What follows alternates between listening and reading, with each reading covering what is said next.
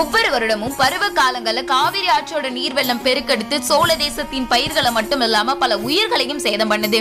மக்களினுடைய துயரம் கண்டு கலங்கி நின்ற கரிகால சோழன் காவிரியினுடைய சீற்றத்தை தடுக்க ஒரு அணைய கட்டணும்னு முடிவு பண்றாரு. ஆனா வினாடிக்கு 2 லட்சம் கனஅடி நீர் பாயும் காவிரி ஆற்றுக்கு நடுவுல அணை கட்டுறதெல்லாம் சாத்தியம் இல்லைன்னா அந்த காலத்துல உள்ள வல்லுநர்கள் எல்லாமே சொல்றாங்க.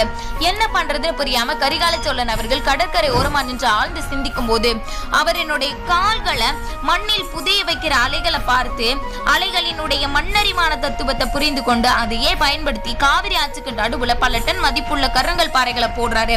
அந்த பாறைகள் மண்ணுக்குள்ள புதையிறது மட்டும் இல்லாம நீரின் வேகம் சற்று குறையிறதையும் பாக்குறாரு.